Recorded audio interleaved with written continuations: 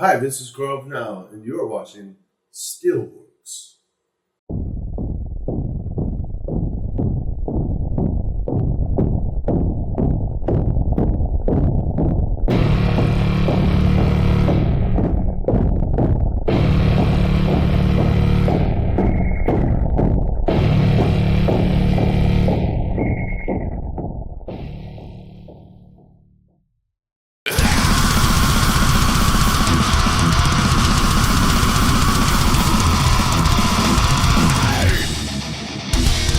Hello and welcome to episode 25 of Steelworks. After interviewing technical death metal master ZD's Divinity on tour while supporting Nile, I got in touch with Nile's tour manager and the Pharaoh himself considering me an interview in regards to the band's latest work, The Underworld Awaits Us All. There are clear differences between the new record and the band's previous vinyl nilotic rights, which I pinpoint throughout the interview you're now watching. All said and done, The Underworld Awaits Us All is the logical continuation of Vile Nilotic Rights, but more focused, merciless, and punishing. Please click the like button if you enjoyed the interview, and follow my channel throughout social media. Until the next episode, horns up and stay heavy.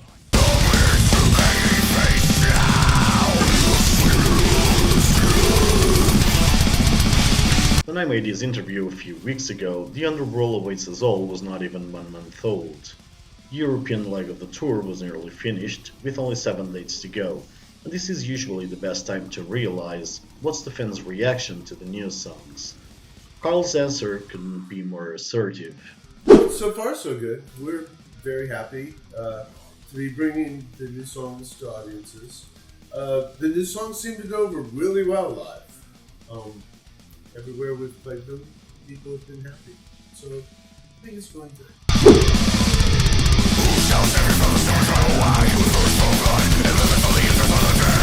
The Underworld Awaits Us All has raised the bar both in terms of technicality and brutality when compared to Vinyl Nilotic Rights. Back then, in an interview for Metal Hammer Portugal, Karl told me that the band got inspiration for Vinyl Nilotic Rights thanks to a trip that the band took to Egypt. The remaining question was what influenced the band this time around, since the new record is so much more focused than ever.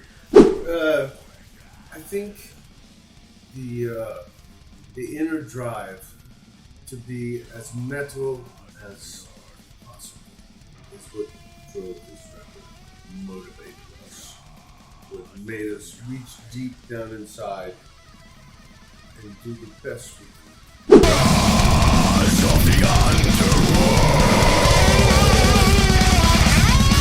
Then again, Karl had to once again fill in the ranks of Nile with new players Dan and Zach. It's certainly a bit of a nuisance to not have a stable and balanced lineup with every single member pushing things in the same direction, especially in such a technical band as Nile.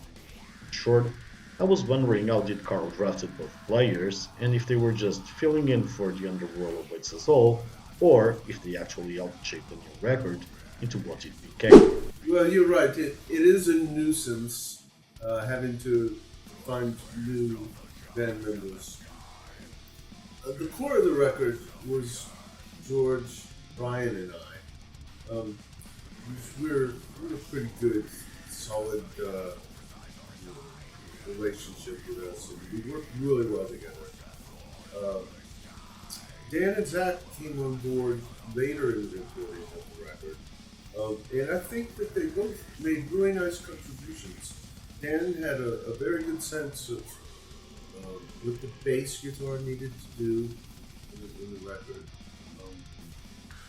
And Zach, of course, brought some great guitar playing and some great vocals. So, in some aspects, we had to go it alone for a while. And I think that is a test, like a gauntlet or, crossing the desert by yourself. But I think sometimes it's something you have to do. And you see what you're made of when you don't necessarily have any help. But as the record progressed and we added Zach and Dan, I think they helped fill things out very nicely. I'm really happy with the results. One of the key aspects of The Underworld Awaits Us All is how meticulous each detail is, so much so that Nile invited 9 guests to participate in the album. One of them, Michelle Mercado, has even contributed with her clapping and stomping. Everyone knows that Karl goes the extra mile in every new Nile record, but to say that he curated everything obsessively in regards to the new one seems to be an understatement. You know, you made a very good choice of words. Obsessively curated. Yes, that's what this record was. We really worked hard on all the details because the details matter. Oh, Neil Kernan would say, a great record is not one good idea. It's not 10 good ideas. It's 10,000 little details that all matter. And I think that's true here. Like, sometimes the things that make these songs on this record great are the things you don't hear. All the ideas that we tried weren't necessarily right for this or that song, so you don't hear them. But not having those things in there clears the way to hear the good things.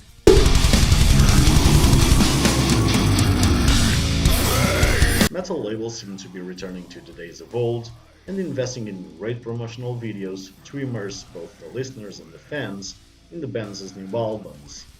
Tapes and vinyl also made a healthy comeback, and even CDs are once again in the spotlight. The more things change, the more they stay the same. Nile invested seriously on the making of the video, chapter for not being hung upside down on a stake in the underworld and made to eat feces by the 4 apes. And it's curious to see that, aesthetically, it resembles so much Suffocation's last video Seraphim Enslavement. While on the one hand it seems to be the same video, on the other hand both videos couldn't be more different. Karl has a somewhat different opinion about the retro says, but also a surprise regarding both bands' videos. Well, I don't know if I believe in retrogression per se. I believe that there are some things that are timeless. And the way we consume music is really a matter of what is available and convenient. If people have cassette players, they will listen to cassettes. If they have CD players, they listen to CDs. If they have a phone that plays MP3s, this is what they listen to. If they have a turntable, listen to vinyl. So I think the choice of formats just is a way to bring music to people. It's not necessarily progress or retro. It's very funny that you mentioned Suffocation, because when we were looking for someone to make video, we saw the Suffocation video, and we looked at the credits and like, okay. And we called up that guy, and that's who we got to make our video. So that's why they have a similar, artist stroke. When you see a Picasso, it's about Picasso, right? It's the same guy. We saw it.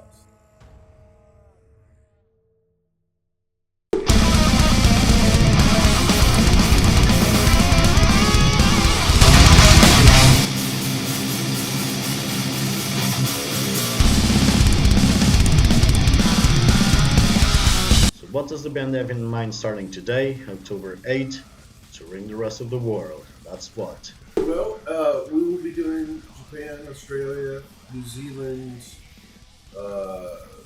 Singapore, Thailand, more in Asia. Immediately after this tour, I think we go home, we get like 3 or 4 days rest at home, and then we will fly out and start in Japan.